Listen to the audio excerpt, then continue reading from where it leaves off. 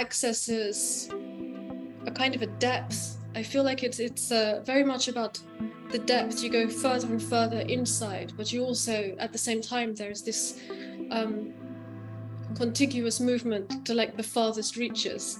So there's a sense of being both totally within the body and totally outside yourself at the same time. And that's always modified by the kind of working it is, the kind of dance, the form of the dance. I want to have a revelation performance, and I'm very interested as well in exploring those movements which are at the edges, where your ability to control yourself starts to disintegrate, starts to become like more fine or attenuated, and there is this sort of zone where other forces are playing with you, or where you dig so deeply that sort of atavistic energies kind of fill that space or rush into that space, or not necessarily even atavistic, even like external celestial energies, depending which I'm trying to work with. When you stamp your feet or you're stepping or however, you are also resonating your bones. So your bones resonate at the same time that you're hitting the earth or stamping the earth. And there's this resonance as well that is set in motion, this sort of shimmering, where it sort of awakens memory. Welcome to the Spirit Box podcast, where we explore folklore, magic, the world of the spirits, and everything in between. For episode 101, we are joined by the immensely talented Alkistis Dimech. Alkistis is an artist, dancer, choreographer, and a writer, exploring the occulted dimensions of the carnal body and its subtle anatomy. Her art and praxis is grounded in ankoku, Butô, or dark dance, which she has practiced since 2002. With Peter Gray, Alkistis is the co-founder of Scarlet Imprint, the leading independent press which publishes practitioner-oriented works on magic, esotericism, and the occult. She has performed in the UK, Europe, and the United States, solo and in collaboration with musicians and artists, and spoken on her practice and given workshops at conferences and events in the UK, Europe, and US. In the show, Alkistis explains Butô as a form of expression and goes through what it means to her in terms of the unfolding of consciousness in movement. She goes on to discuss the body as a vehicle for mantic vision and magic. Alkistis also gives us her thoughts on the witch's dance, and this is a wonderful conversation and one that I really enjoyed, and I hope you will too.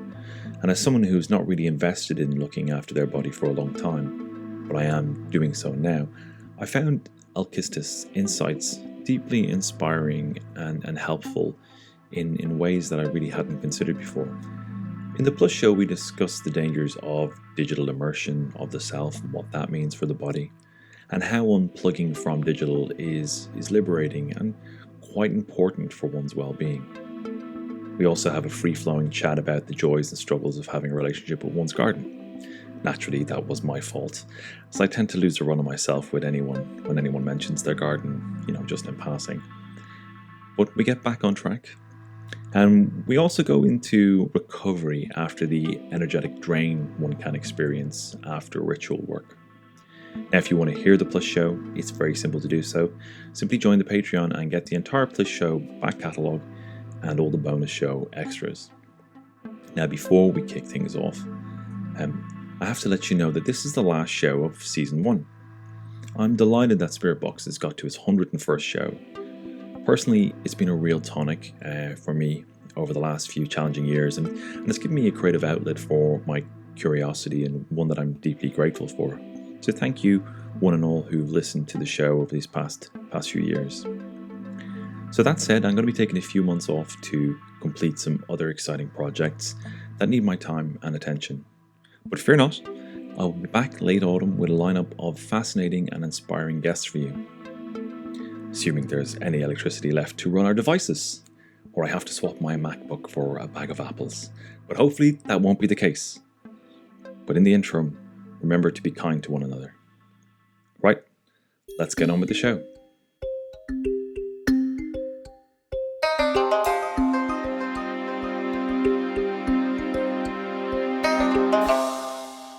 Alkistis Dimech. It is an absolute pleasure to welcome you to the Spirit Box. You've been on my list since I started this, so I'm my my guest list.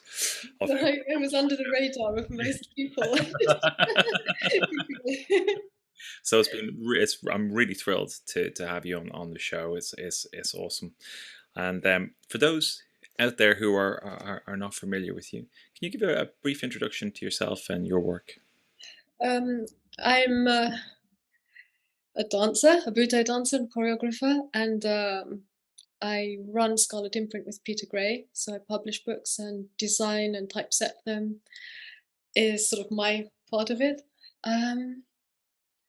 Practicing occultist, quite heretical.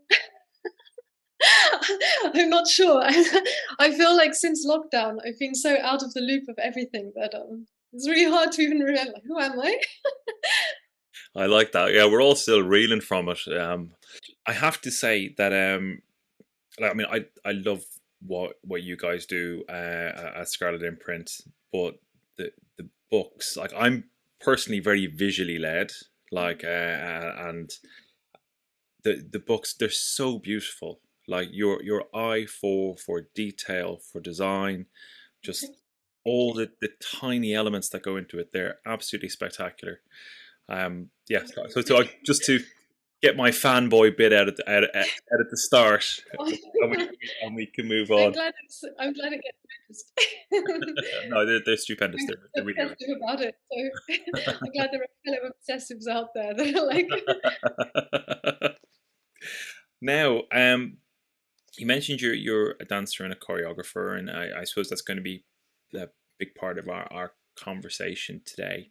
And that you are a Butô dancer, a form of Japanese dancing, if I understand correctly.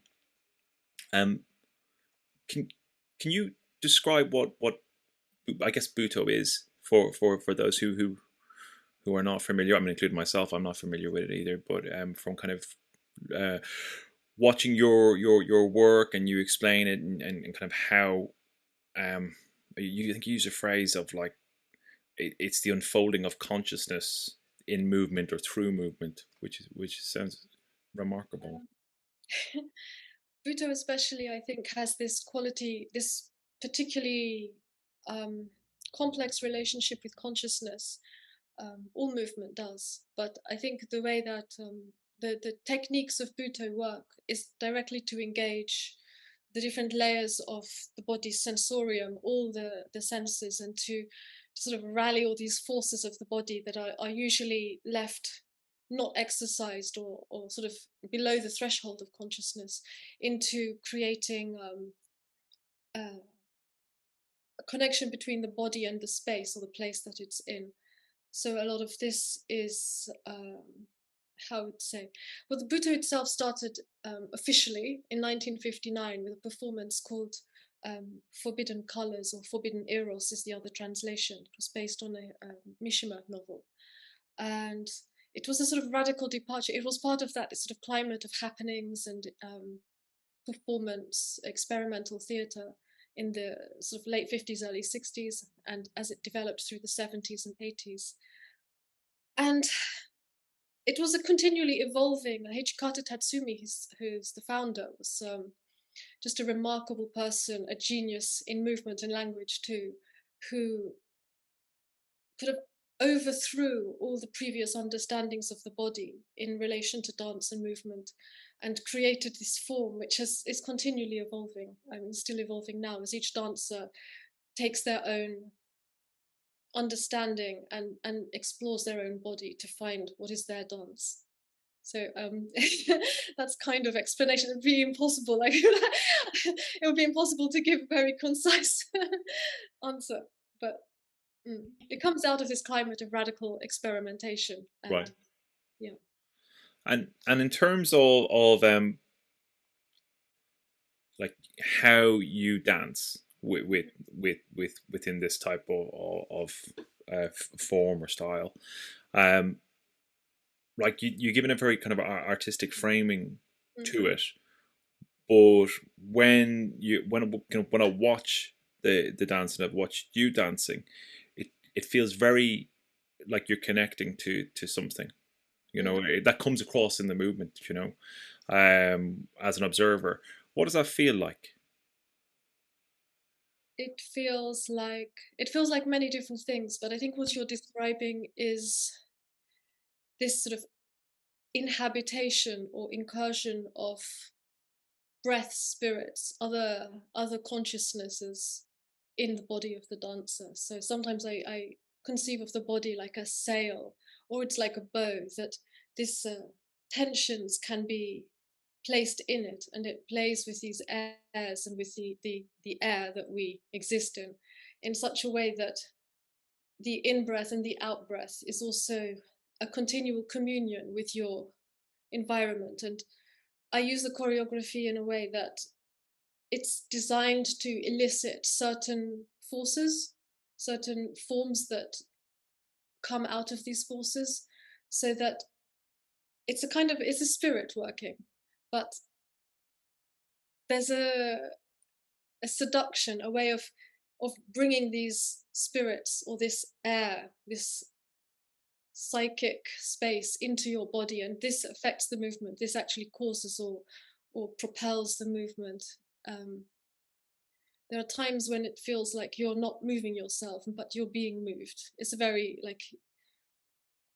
simple way to explain how it sometimes feels, but there are also other sensations when these forces take your body, which is like distortions of your physical, your sense of yourself, your interoceptive sense, your kinesthetic awareness expands. Um,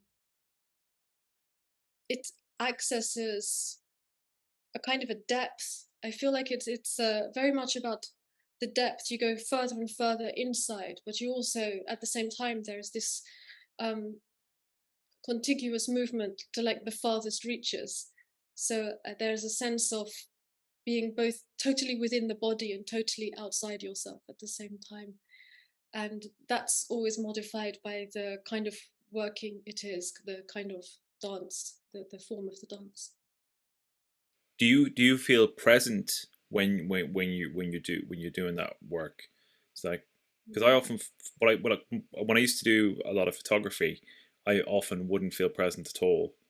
Like like people used to ask me, are you like upset or by what you photograph? Because I used to kind of photograph Yeah. sometimes difficult subjects, or subjects that some people might find difficult, but I wouldn't feel anything at all, Mm. to be honest. Like because I was entirely focused on my composition, the balance of what I'm seeing through the viewfinder, Mm. and I that kind of inner dialogue or yapping in one's head would just go completely stop, be very singular. Yeah. That part of it, I recognize that quieting of those voices. Like one of the prerequisites for this kind of movement is to empty yourself as much as it's possible. So to be emptied, but at the same time, when you're performing, you're there and you're very present and you're feeling everything and it's happening. It's happening to you. And Butô especially cultivates a kind of awareness where you can be attached to yourself by a thread. Like part of your consciousness is watching and aware of what you're doing, but it's at such a distance, it's still tethered to that awareness and the sort of the entire space. But at the same time, you've let yourself go, you've allowed yourself a certain freedom to be taken away, to be moved this way and that way.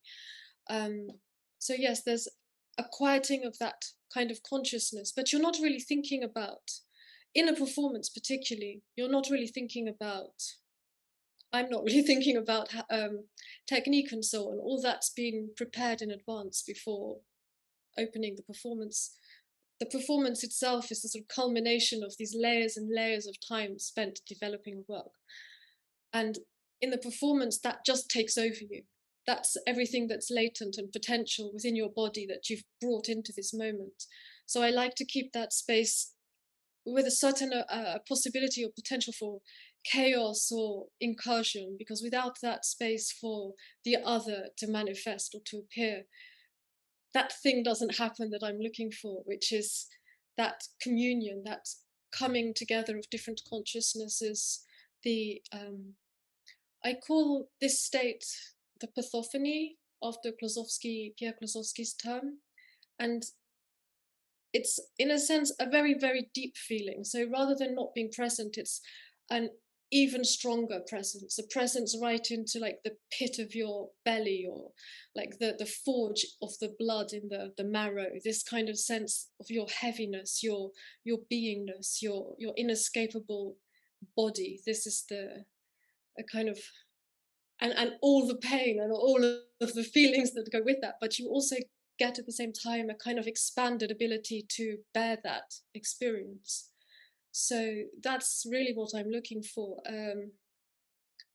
in terms of the experience of the movement. I can imagine after such an experience, you would feel quite exhausted. Mm. Yeah. Yeah. It's the adrenaline sustains you for for so long, and then it crashes. But yeah. Now, I was curious because we've already established, you have such an attention to detail, and in your typesetting and in your book design, it's like everything is considered, everything is purposeful.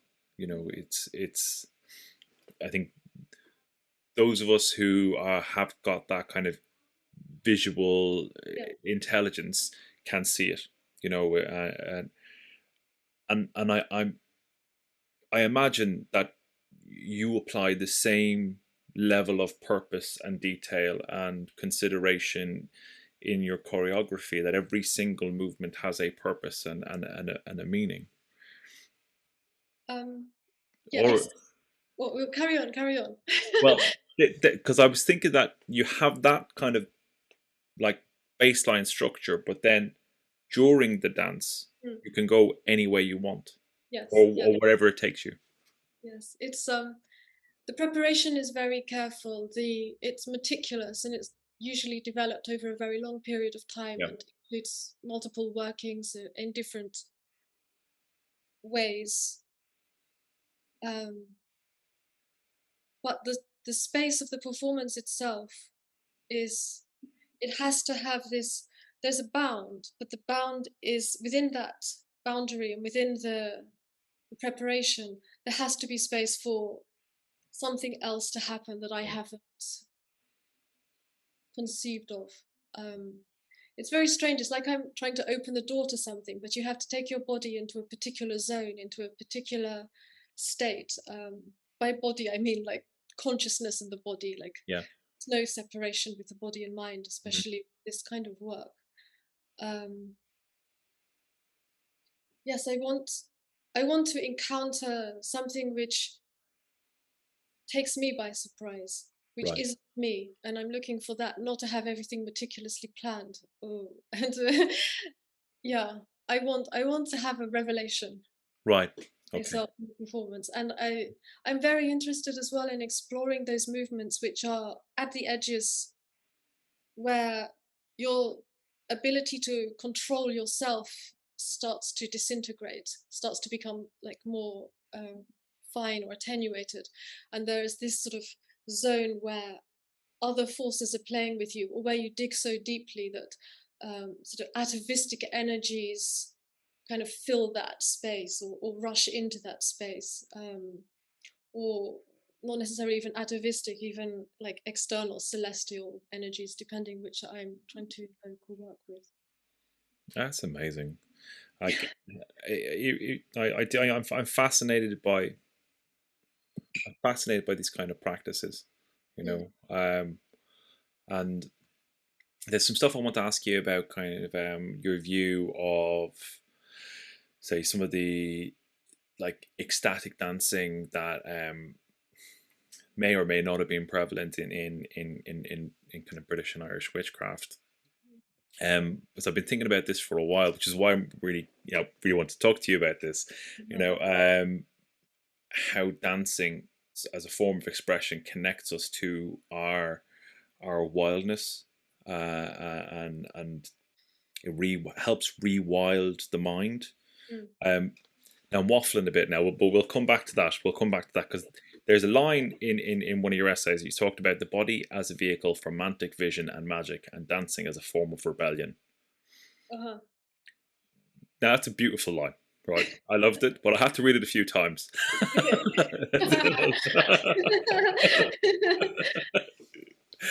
Can you unpack that for us? I'm really aware how little understood or the mystery of the body is appreciated, and how little we engage with it, how little we pay attention to it or go into it, because there are so many traumas or taboos or just a lack of experience with the body in any way that's outside sort of mundane use. It's like people think of it's their meat sack and things like this. It just makes me want to cry when I hear people say that. And so I just wanted to explore these outer extremes of the body, these outer limits of what it's considered in the West, particularly because, for example, in the tantric tradition or other traditions, there are more practices esoteric with the body. But I found that the West had placed so much emphasis on language, and people, their language separates the body and the mind, never thinks of it, and prioritizes certain senses over others. So you hear how much is sort of talked about the visual sense is the strongest and so on.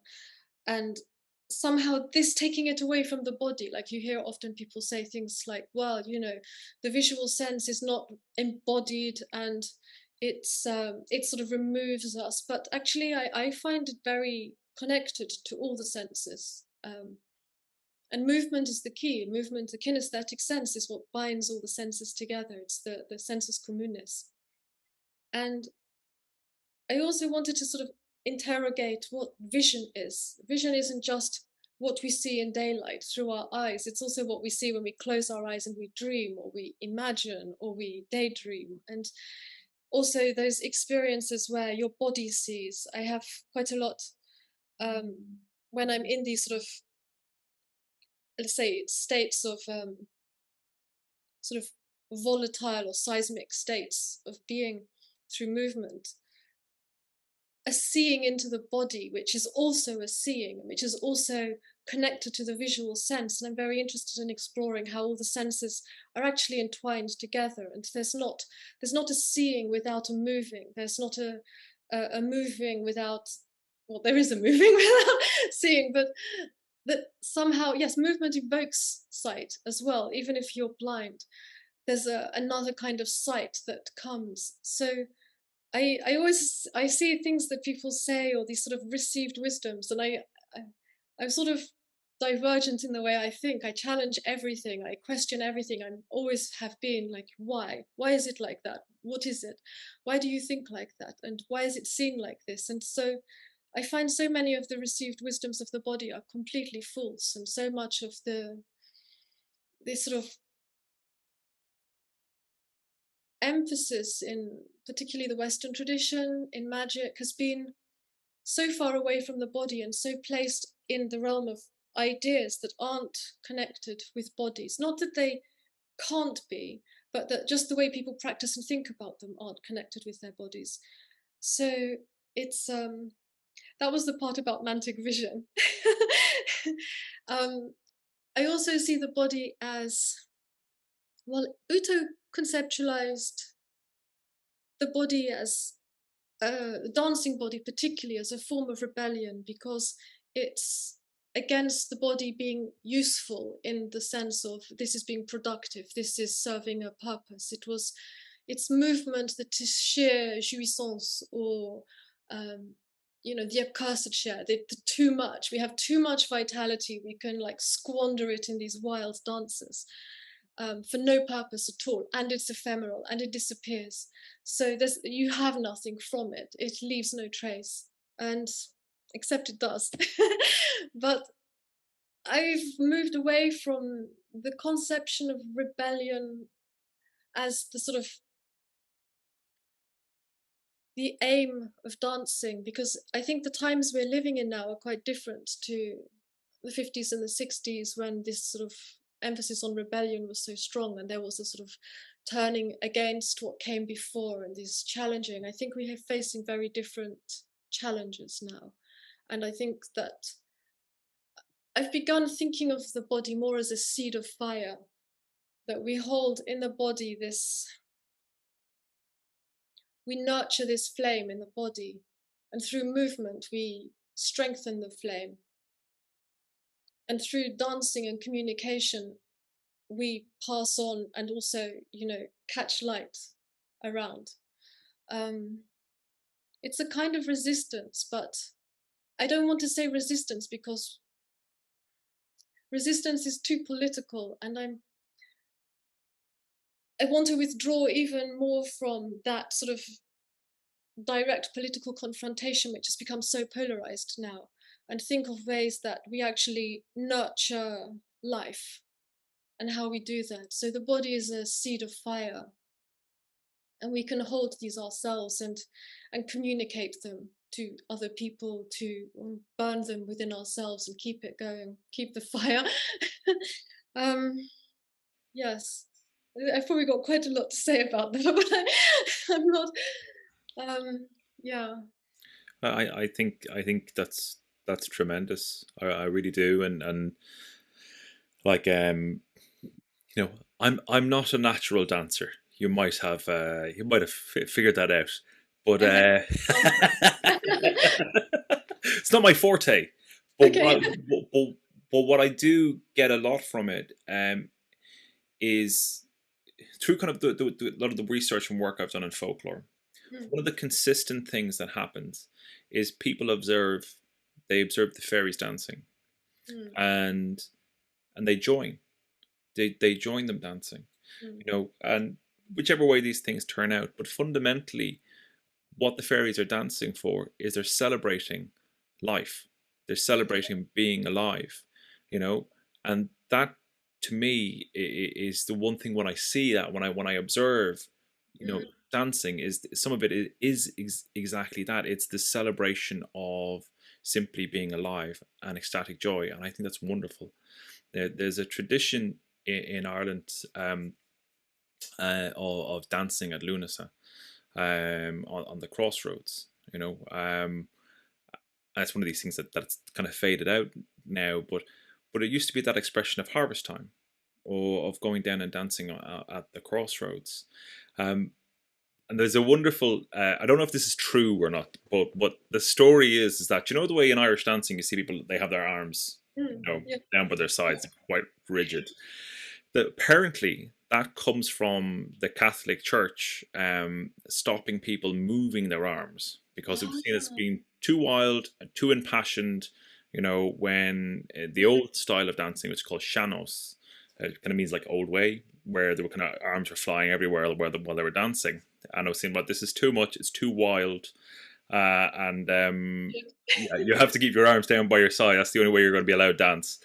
But just what you were saying there about kind of the flame within, and I totally get what you're saying about the meaning of rebellion has moved, and it's not as appropriate in the time we're in. But that's, I guess, how I think of it is, in a way, is rewilding. That it's a rewilding of the self through being in your body, Yeah. uh, but connecting it to something else. Mm. Yes, building these relationships, building one's connection to where one is, to the spirits, to the people around you. It's really the land. What I love about dancing as well is that it all starts after the breath. It all starts with the feet, and the feet are in continual touching with the ground. They're always connected. So you're standing and you're listening through your feet into the earth or into wherever you're standing, and allowing allowing gravity to hear into the ground, and to bring that back to you, and to allow that sort of, when you stamp your feet or you're stepping or however, you are also resonating your bones. So your bones resonate at the same time that you're hitting the earth or stamping the earth. And there's this resonance as well that is set in motion, this sort of shimmering, where it sort of awakens memories. There's all the times that are folded, the sort of time, glimpses of time that are folded into the body. And then there's the time that's sort of stratified and folded into the earth and the ground. And so you feel this, the body starts to discover a space, different times within itself. And this is inserted into the layers of time that the land contains as well. And this, I think, is really important. It doesn't matter where you come from, but where you stand, with this ability to like listen with your body and to be present in space. It's I think it was one of the chapters in Apocalyptic Witchcraft towards the end. Peter talks about, presence and so on, and this is so important to the practice of witchcraft, but also to dance. It's just a fundamental thing, this being present in the body where you are and having the ability to listen rather than to impose and write over a place where you are with your sort of imported ideas, and just to allow them to come to you, to allow over time the space to speak to you, the place to show you things. So I find that I love this you the fairies thing. I've had a couple of experiences with fairies, and one of them was exactly this. It was they I was on mushrooms, and there was a rose bush, and a whole stream of fairies climbed out of the rose bush and just like stood in front of this box and danced. Wow. There were still some fairies in the bush looking at me, watching this troop of fairies dancing. But they were dancing and looking at me, so I was dancing back to them. I couldn't do what they could do with their bodies. They were like, so grotesque. They were just like completely contorting, completely grotesque and strange looking, like weird, beautiful, weird, strange. And we were sort of back and forthing. The weird thing was they were responding to what I was doing. And I would see, like, they would back at me. It was like one of these sort of like competitions with breakdance. But it wasn't competitive. I had already lost. It was just this amazing experience of, that's how you do it. And they taught me so much about like particular movements. And that was very, very interesting and strange. No, I can imagine, and like there's precursors for that. One of the big things was pipers, for example, falling asleep in fairy rats and coming back with new tunes, with new airs to play. And it was always said that the best pipers were either part fairy or had been taken to fairyland. There's a real curious thing about inspiration and creativity there. Yes, that's why I'm so fascinated by this space, which is outside what you have predicted. You prepare for everything you can, but it's having that space where things happen, where the inspiration can come in, where you've almost created a little, I guess it's a sort of spell or a trap for a moment to bring these forces in and allow that to manifest and to show you things. Because if it's a closed dance, there's not quite the same intoxication. Yeah, that makes sense. Yeah. There was a quote that I found recently, and it's a really interesting quote, and I made a note of it. I have to ask Alkistis this and get your thoughts on it. But it's by Saint John Chrysostom. I think I'm pronouncing that correctly. And the quote is, "Where dance is, there is the devil." Yes. Yeah. I think I might have put that in my essay on the witches' dance as well. I can't remember if I did, or something very similar. Yeah, I think I did. My thoughts on that.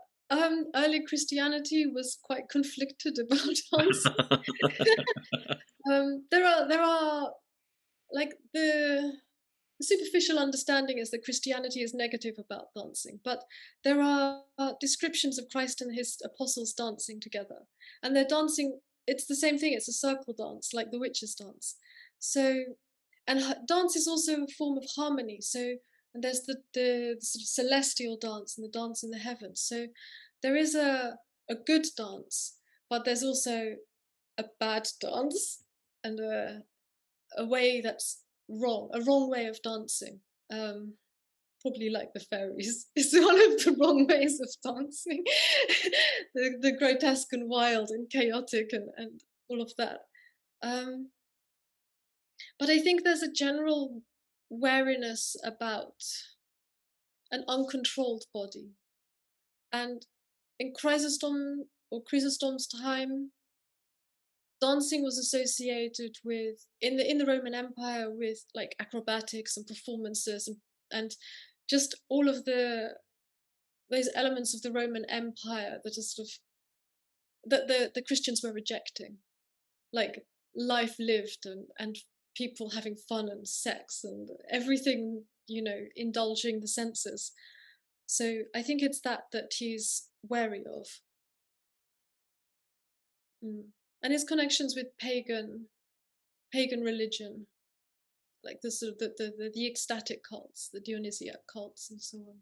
Although I'm not sure how much of that was still ecstatic in Chrysostom's day. Yeah, it is interesting.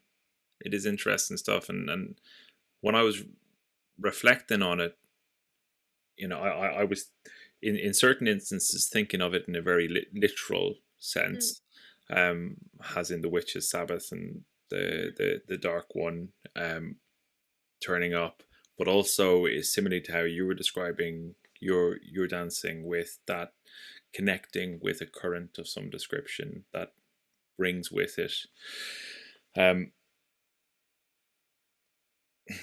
it brings with it that connection, that meaning, that revelatory experience. Yes, very much. I'm fascinated by the work of Pierre Klosowski, and he writes about demonology, which is another thing I just love. I'm really interested in these counter currents, these counter traditions, and what they tell us. And when I talked about the pathophony as this experience, it's where you're taken by a force, by an intensity, by a phantasm that grips you and evokes these movements in you. It's an experience like he says there's no hierophany without pathophony. So you can't experience the sacred without experiencing the pathos of it, the feelingness of it, it's being mortal in a sense, and this strange juxtaposition between what is eternal or immortal, what doesn't die, and the flesh, which does die, and that it can only know itself through this feeling. And so I kind of, I've always been intrigued by the writings of the demonologists on the witches' dance and on I was very interested in demoniacs, the way that they spoke with the voices of demons and went through these big, public exorcisms often to demonstrate the efficacy of Christ or the church. But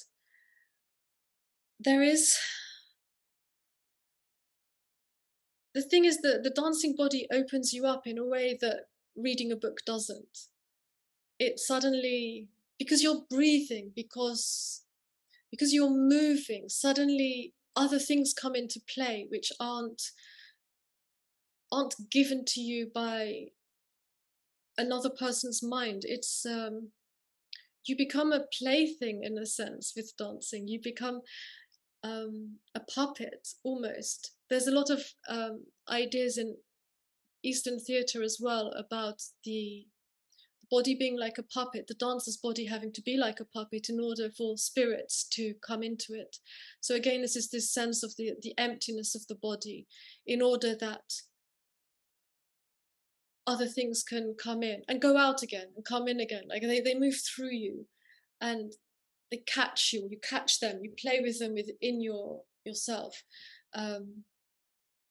And that merging of consciousnesses, which is what it feels like, this sort of expansion or merging, this blending, becomes a way of gaining more knowledge because it leaves these imprints in your body. Like you don't forget what these things get laid down like as sort of sediments within your body, within your say your connective tissue, for instance. Everything that holds memory, all the movements are there.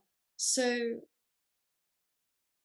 I'm quite in favor of demons. There's some demons. And yeah, I'm not so keen on this chastisement of the body that the Christian or the early church fathers were generally in favor of. Sort of down with sensuality and it's really interesting that you mentioned that about how that spirit work can leave an imprint. One of the things that I've found from spirit work is been getting very clear messages to use my body, to use it and literally go down to the gym. You know, it's been about, this is going to sound so bro-ish, but like it is like, you know, the process of lifting heavy weights, like it's like as heavy as I can possibly manage. Like what that does when it pulls your muscles apart, when it strains the sinews, calluses my hands, I feel more in my body than any other time. You know, it's great, isn't it? I lift too, don't worry. Oh, it's just a great thing. Yeah, it's wonderful. Yeah, it is. I really love, especially weights. It really, it has countless benefits for the body, for the whole, like the nervous system, the hormones, everything. But just that you're kind of up against yourself, aren't you? And you're really encountering your own resistance. Yeah. And pushing through that, and it's really interesting observing this these different voices that come out of the body and how you've just got to like keep going through. It's I exactly as you said, it's all the health benefits, but I found that it's transformed my practice in a lot of ways. That the spirits that I'm working with are essentially demanding that I am healthier, that I'm physically stronger, and I'm more mentally robust in order for us to do the work. You know. So yeah, there's tremendous health benefits to working with spirits that we side effects. They don't tell you about that. But there's also I found that there's quite a cost in health with working with spirits. It's quite an energetic cost, and like when I described the sort of post-performance crash, it's almost inevitable that that's going to happen, and these things are to sort of build your ability to counter that, to bounce back faster, to just be more resilient. I think that's one of the most important things about this, is that developing resilience for spirit work, yes, for doing any kind of magic, I imagine, with or without spirits. I can't imagine magic without spirits. I only work with spirits. They take many forms. But resilience is so important, and also just life, because it's crazy and it's going to get crazier what's coming. And I think there's a very strong drive towards disembodiment, or towards I think the sort of the intermediary stage that we're going through now is digital embodiment, and eventually that will become some kind of cyborg human monstrosity hybrid. And the more we lose ourselves into this digital realm, into this digital embodiment, by which I see it everywhere all the time in people's postures, even in the gym. Peter was like saying the other day when he came back from surfing how he's noticed the postures of surfers in the lineup has changed, because there are more surfers with rounded backs and with like office body or whatever, sort of computer screen type of posture people develop, the sort of the neck jutting forward, the back rounded. And like, it's that sudden realization of people weren't like that before. We've been becoming trained to lose so much of what we are, to sort of modify ourselves, to be shaped by the technology around us. And a lot of my work is, my focus is really on resisting that, fighting against that, and being able to develop a future for the body which isn't dependent on technology to the extent that people are. I think it's great that, we're all smarter now because we can just Google and find the answers. We have access to more information than we can ever absorb or incorporate in our lifetimes.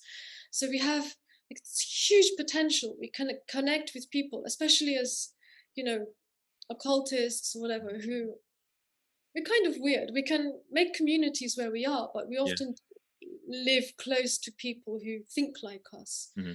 It's nice to be able to communicate across the world with people that I'd never meet in life. But it's also knowing that this technology is a two-edged sword, that it comes with responsibilities. Mm-hmm. And it comes with, if you're going to take advantage of the benefits it can bring, you have to also use it responsibly. You have to learn what that is, and you have to be disciplined with yourself. And I think there's too little of that. People think of technology as neutral, and it isn't at all. It can be good or bad depending how it's used and what kind of role it starts to fulfill in people's lives. So I'm truly fascinated by what you've said today, and I've really enjoyed this conversation. It's been really fun and informative. Yeah, that's great to finally catch up. It went into unexpected directions. Anyway, for people who want to find more about you and where you are, Instagram and your mailing list, that's right? Yeah, Scarlet Imprint is on Instagram. I don't have one, personal or professional. I've got a website, alkistisdimech.com, which has my essays and the clips of performances. Yeah, that's it. Awesome. More, but sort of that. Well, it's been an absolute pleasure. Time has whizzed by. And thank you very much for coming on Spirit Box. It's been lovely talking to you. Thank you for inviting me.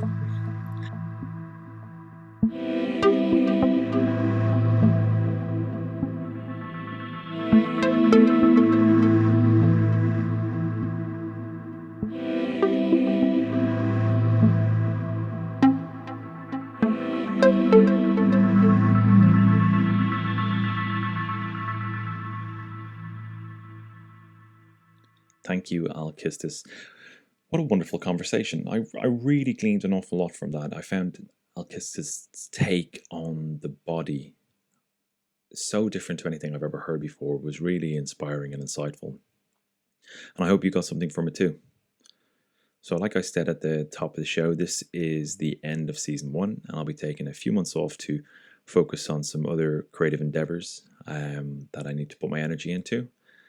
Thank you all for listening and sharing this experience with me and really supporting the show. It's been awesome to have so much interest. With that, I'm going to sign off and talk to you soon. Take care and see you in late autumn. Bye.